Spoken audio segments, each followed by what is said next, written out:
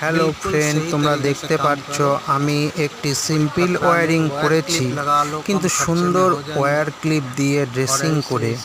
এইভাবে কাজ করলে বিপদের ভয় কম, তার ছিঁড়ে ঝুলেও পড়বে না। পরিষ্কার কাজ।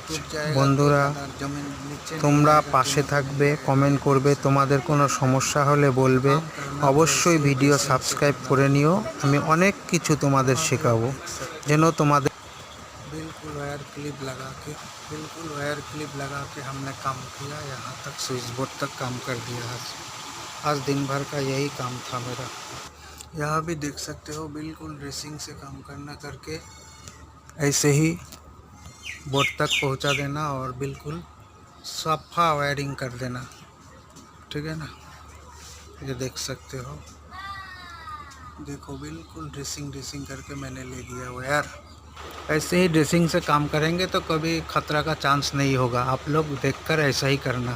ये देख सकते हो, मैंने कनेक्शन किया, बिल्कुल सफा तरीके से किया। अभी ये स्विच प्लग पॉइंट का लाइन दे दूंगा, बस ये काम